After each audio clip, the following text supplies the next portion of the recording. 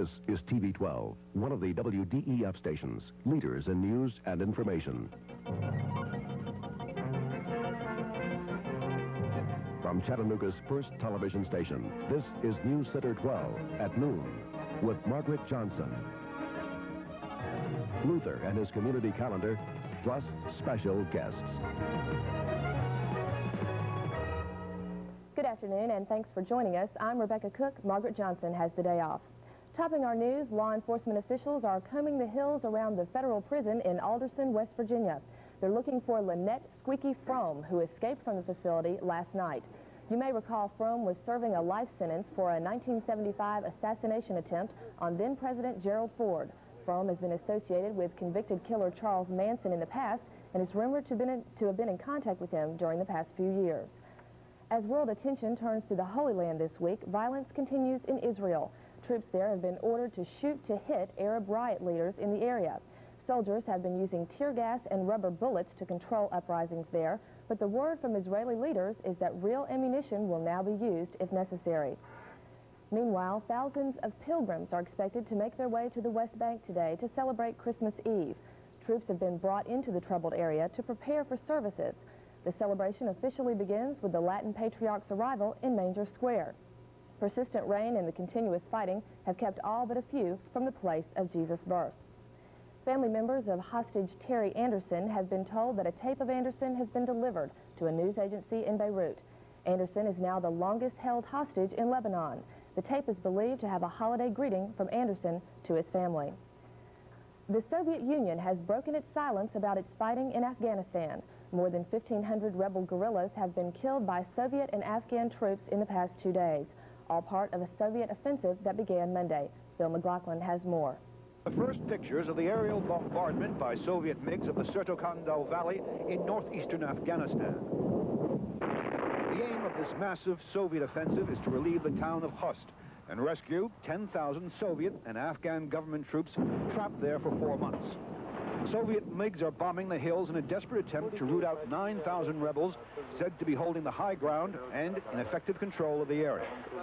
But it's not easy for the Soviet planes, which must travel high and fast, scattering anti-missile decoys. Their main fear is the U.S.-supplied Stinger ground-to-air missile, although it's believed the Afghan rebels are saving those for any Soviet plane brave enough to try landing at Khost. The Kremlin is playing for high stakes in this battle. Soviet TV commentators explain the strategies and the problem. Rebel forces are everywhere. Intelligence tells us there are 3,000 just in this area. And in an unprecedented move, this battle became the subject of a foreign ministry briefing.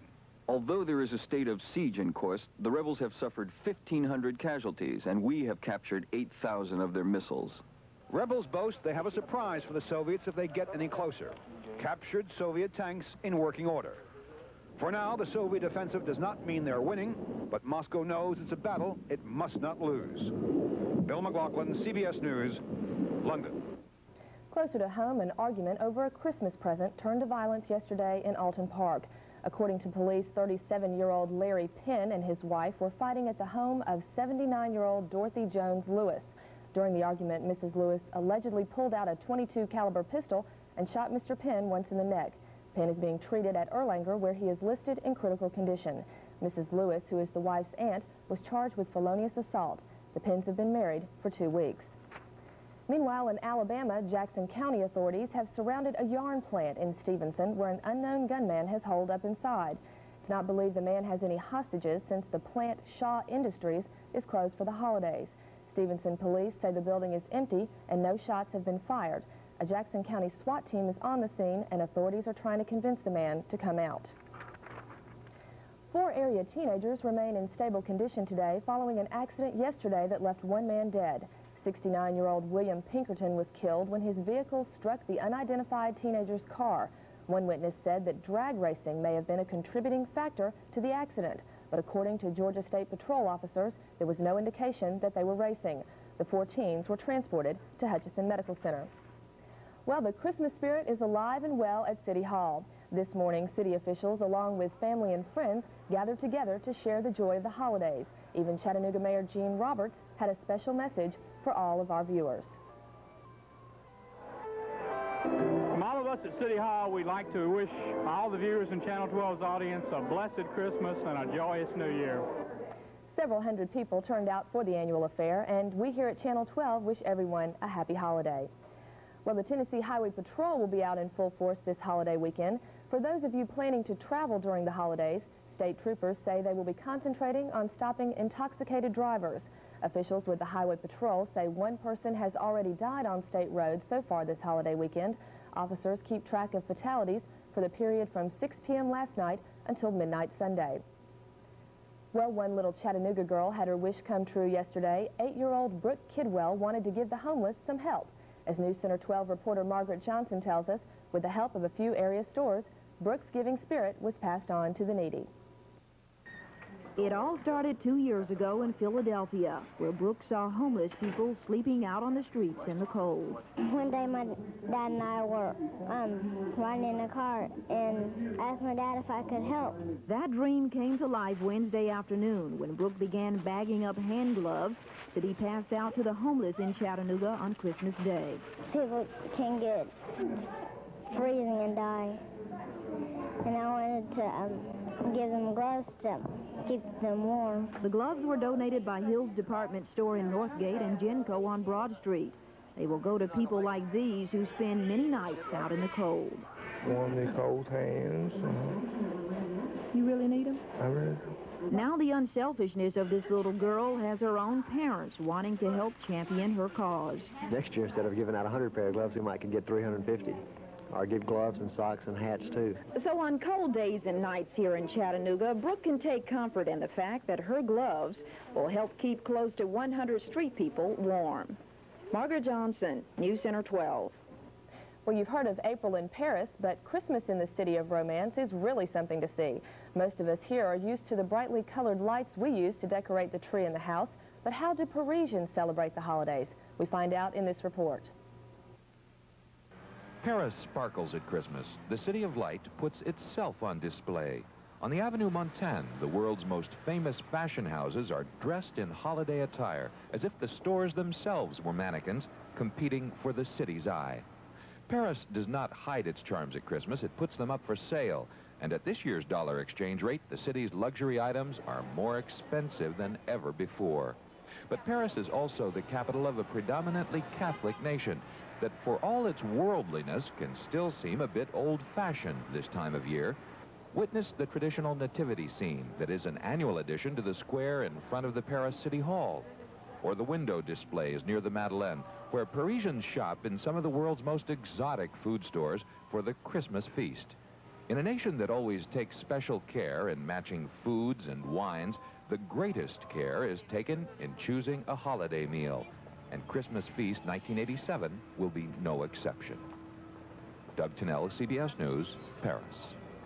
Well, just ahead on News Center 12, our Red Food Store noontime chef Nancy Lacey will be here with a special recipe for your holiday cooking. Stay with us. You're so nice to help me carry these. No problem. Where are your packages? I did my shopping here. Oh, and FTD Florist? I sent all the special people on my list a Cano Glow bouquet. Oh, that's pretty. It's filled with greens, flowers, a glass chimney, and a candle. What a thoughtful gift. But how did you carry them all? I didn't. My FTD florist had them delivered all over the country. What a great idea. Here, hold this.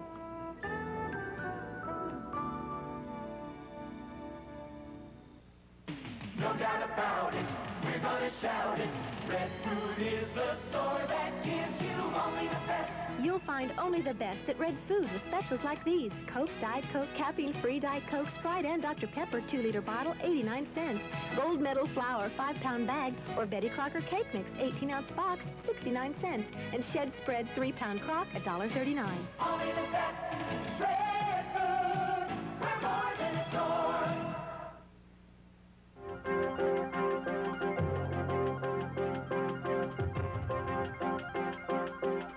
If you see a news event happening, call News Center 12, 756-1212. That's 756-1212. Channel 12 thanks you. We appreciate your help.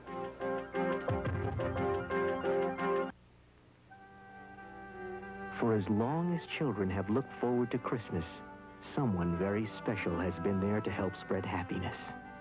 That special someone has worked hard every year to bring Christmas to every child, everywhere. And this year, like every year, he needs your help.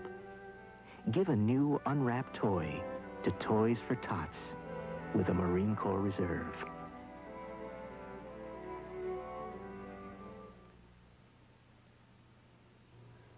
Well, Bill Nash joins us now. He's filling in for Luther, who's a little bit under the weather. We hope he'll be back with us soon. Thanks for joining us, Bill. Well, it's my pleasure. Anytime Luther breaks his leg and they have to shoot him, then I'm always glad to fill in for him. What have we got going on? It's a very exciting day today. Today is day 12 of WDEF's 12 Days of Christmas drawing.